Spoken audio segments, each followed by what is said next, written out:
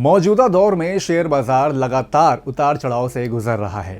Global geopolitical तनाव, ब्याज दरों को लेकर अनसर्टनिटी और इक्विटी में तेज करेक्शन ने निवेशकों की चिंता जो है वो बढ़ा दी है। ऐसे माहौल में गोल्ड एक बार फिर भरोसेमंद सेफ हेवन के रूप में उभरता दिख रहा है, जहां पिछले एक साल में बढ़िया तेजी देखने को मिली है और निवेशकों का रुझान जो है वो इस ओर बढ़ता हुआ भी दिखा है। हालांकि फिजिकल गोल्ड की तुलना में गोल्ड म्यूचुअल फंड निवेशकों को ज्यादा आकर्षित कर रहे हैं और इनमें भी निप्पॉन इंडिया का गोल्ड सेविंग्स फंड लोगों का पसंदीदा ऑप्शन बना हुआ है। नमस्कार, मैं हूं आपके साथ अभिषेक गुप्ता और आप देख रहे हैं अपना पसंदीदा शो फंड की फिटनेस। और आज जानेंगे Nippon India gold saving funds की फिटनेस कैसी है।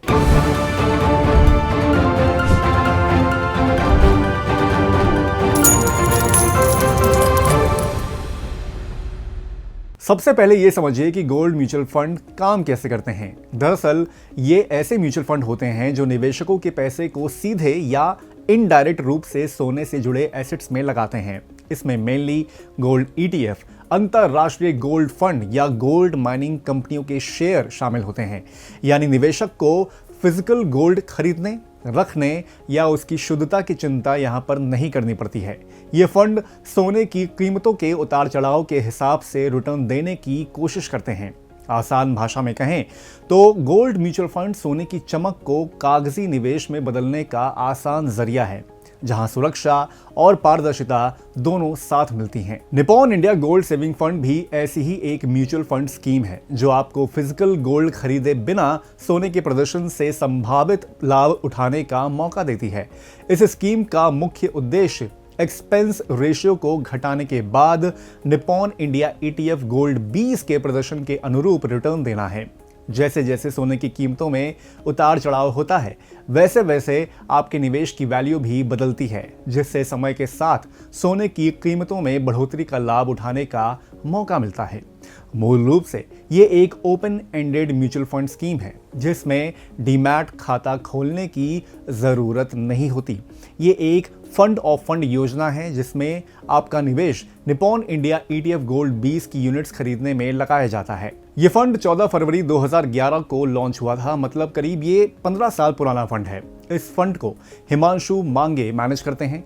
एमफी के डेटा के मुताबिक 22 जनवरी 2026 तक इस फंड का कुल AUM 6084.32 करोड़ रुपए है।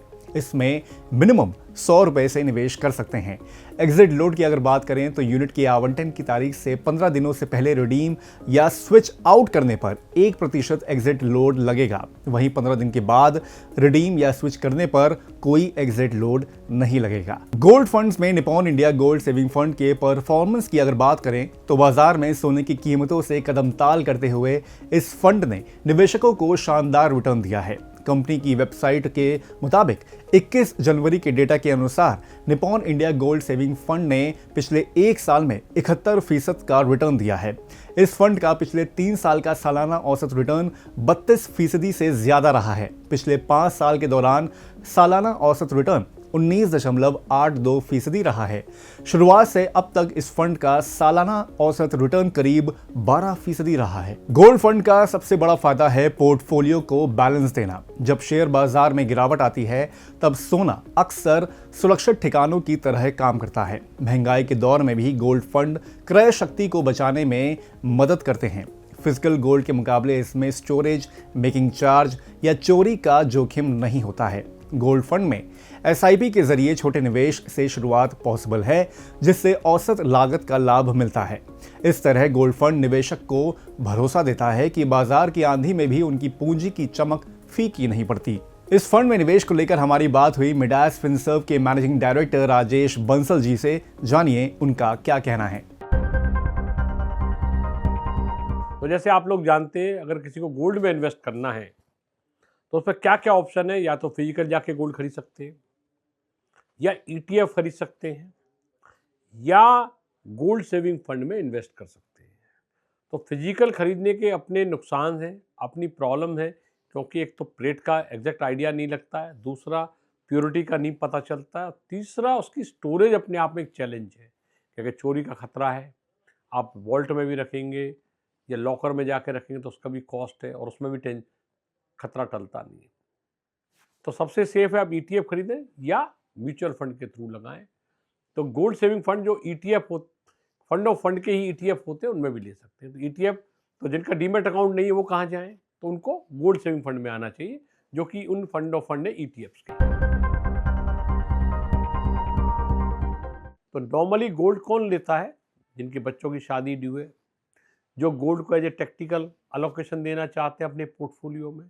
तीसरा, जो नेचुरल हेज रखना चाहते हैं अपने फंड। तो क्योंकि गोल्ड हमेशा एक नेचुरल हेज का काम करता है, जब भी कभी वर्ल्ड में एक कयोस होता है तब गोल्ड पोर्टफोलियो को प्रोटेक्ट करता है। तो या बच्चों की जिनकी शादी नियर एंड डियर नज़दीक है, वो धीरे धीरे गोल्ड में इन्वेस्ट करके शादी के लिए इकट्ठा कर सकते हैं। और नॉर्मली जिनको इन्वेस्ट करना है, अगर कोई इन्वेस्टमेंट के रूप में भी लेता है तो कम से कम उसे 2-3 साल का होराइजन होना चाहिए। ज़्यादा होगा तो उतना ही बेहतर होता है, क्योंकि शॉर्ट टर्म में किसी भी एसेट क्लास के अंदर कोई भी वॉलेटिलिटी आ सकती है। कभी भी किसी भी एसेट क्लास में शॉर्ट टर्म व्यू नहीं रखना चाहिए, तो इसलिए गोल्ड में तो बिल्कुल नहीं करना चाहिए। और आज की डेट में जब पिछले शॉर्ट स्पेन में गोल्ड की प्राइसेस ऑलमोस्ट डबल से ज़्यादा बढ़ चुकी हैं, तब प्रोबेबिलिटी ऑफ करेक्शन बहुत हाई होती है। तो इसलिए शॉर्ट टर्म का टारगेट नहीं रखें, 2-3 साल और प्लस हो तो और बेटर है, होराइजन को ही इन्वेस्ट करना चाहिए। इसमें Nippon India gold saving fund बहुत बढ़िया फंड काम कर रहा है। क्यों? पिछले 15 साल से ये एग्जिस्टेंस में है। वाइड एक्सपीरियंस हो चुका है इन फंड हाउस को, 15 साल से लगातार गोल्ड में इन्वेस्ट कर रहे हैं और डिसेंट रिटर्न है, लेस ट्रैकिंग एरर है। तो जिनको गोल्ड में इन्वेस्ट करना है, जिन पे डीमेट अकाउंट नहीं है, जो फिजिकल नहीं लेना चाहते, उनके लिए Nippon India gold saving fund बहुत बढ़िया है। गोल्ड फंड उन निवेशकों के लिए सही है जो जोखिम से पूरी तरह दूर नहीं रहना चाहते, लेकिन केवल शेयर बाजार पर निर्भर भी नहीं रहना चाहते। लॉन्ग ड्यूरेशन की योजना बनाने वाले, रिटायरमेंट के लिए बचत करने वाले या फिर पोर्टफोलियो में स्टेबिलिटी चाहने वाले निवेशकों के लिए ये बेहतर ऑप्शन है। साथ ही वो निवेशक जो फिजिकल सोने के झंझट से बचना चाहते हैं, उनके लिए भी गोल्ड फंड समझदारी भरा कदम है। सही मायनों में गोल्ड फंड उन लोगों के लिए सही ऑप्शन है जो सेफ निवेश के साथ साथ भविष्य की अनसर्टेनिटी से भी खुद को मजबूत करना चाहते हैं। तो आज के फंड की फिटनेस में बस इतना ही। आपको ये शो कैसा लगा हमें कमेंट करके जरूर बताएं। बाकी जल्द होगी एक नए फंड के साथ आपके साथ मुलाकात। तब तक के लिए मुझे दीजिए इजाजत। नमस्कार।